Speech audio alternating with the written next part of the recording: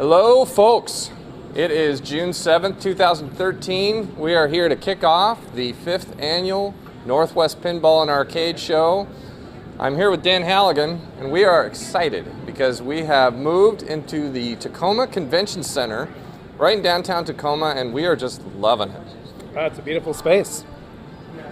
So, Dan, you're our first interview. This is kind of the inaugural kickoff of our webcast streaming. Woohoo! So, I thought it fitting to talk to you, and I want you to tell people out there why they need to come down here for the weekend.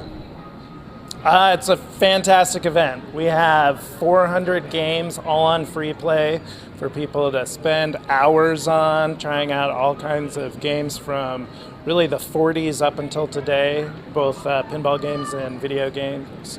And we have tournaments going on, we have vendors, raffles, prizes, but mostly it's about playing games. There's a ton of great games here.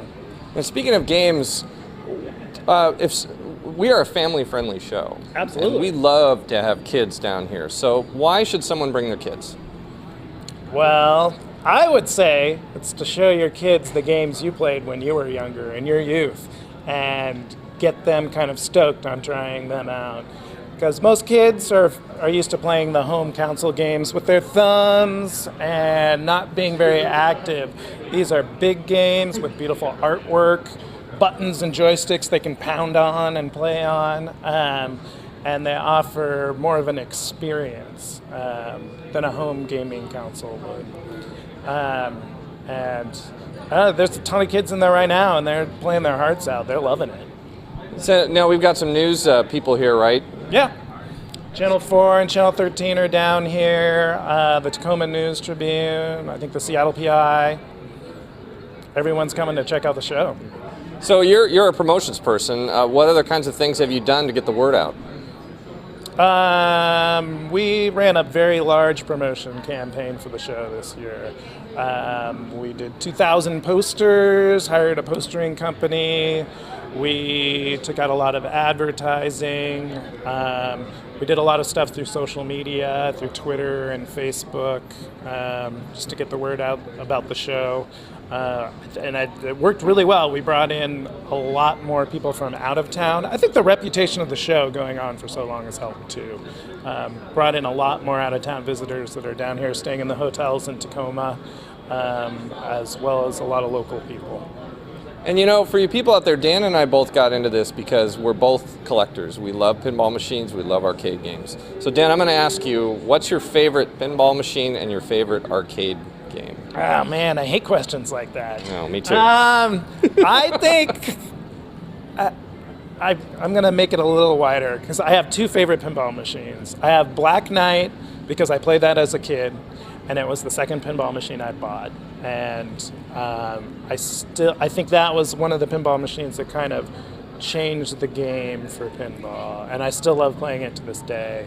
And then Adam's family of the newer pinball machines is probably the one I like the most. I like the theme, the kind of horror theme, but a little goofy. I like the play. It's just an all-around type package, I think. As far as arcade games, I would say probably, that is tough. I like a lot of the classic games like Tron, Asteroids, Joust, Miss Pac-Man. I would say Tron's probably one of, because it's a really hard game, but I like that one a lot.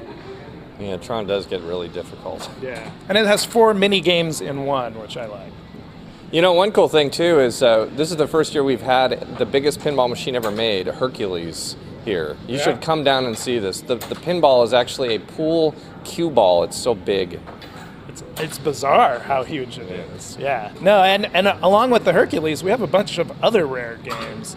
We have some rotation 8s, which we have 3 of them, and the pinball table rotates around so 4 people can play sitting down at it. We have an Orbiter 1 that has the weird surface of the moon kind of play field.